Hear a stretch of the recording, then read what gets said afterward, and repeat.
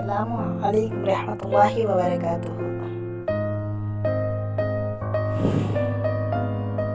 حضور اکرم صلی اللہ علیہ وسلم شب معراج میں بیت المقدس کی طرف جاتے ہوئے مصر کے قریب ایک مقام سے گزرے تو انہیں نہایت ہی اعلیٰ اور زبردست خوشبو آنے لگی۔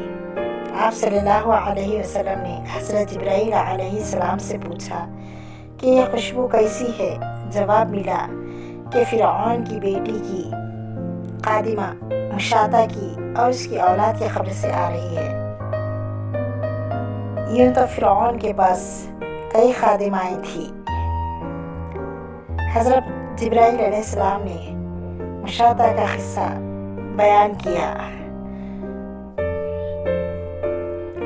مشاطہ فرعون کی بیٹی کی خادمہ تھی اور وہ خفیہ طور پر اسلام لا چکی تھی۔ ایک دن فرعون کی لڑکی کو کنگھی کرتے ہوئے اس کے ہاتھ سے اتفاقاً کنگھی گر پڑی۔ وہ اٹھانے لگی تو اس کی زبان سے بے ساختہ بسم اللہ نکل گیا۔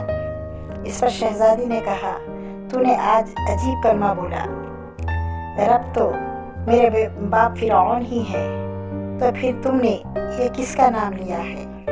اس نے جواب دیا، فرعون رب نہیں بلکہ رب وہ اللہ ہے جو مجھے اور تجھے اور خود فرعون کو روزی دیتا ہے۔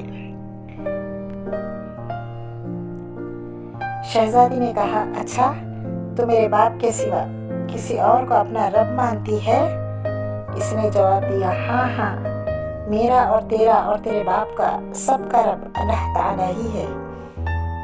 شہزادی نے اپنے باپ سے کہلوایا۔ وہ سخت غضبناک ہوا اور اسی وقت اس نے برسر دربار بلوا بھیجا اور کہا، کیا تو میرے سوا کسی اور کو اپنا رب مانتی ہے؟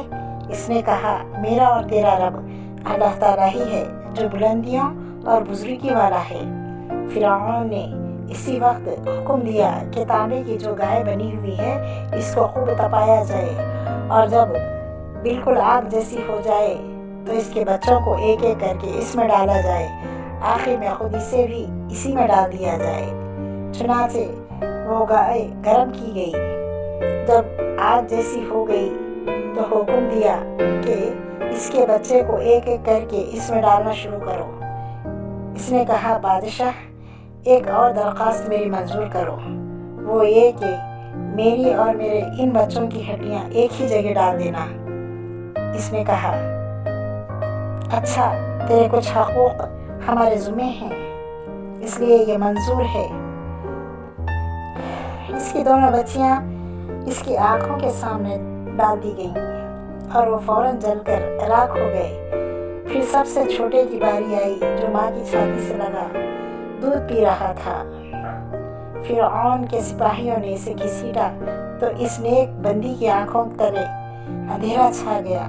اللہ تعالیٰ نے اس کے بچے کو اسی وقت زبان دے دی اور اس نے آواز بلند ہو کر کہا، اماں جان افسوس نہ کر، اماں جان ذرا بھی پیش و پش نہ کر، حق پر جان دینا ہی سب سے بڑی نیکی ہے۔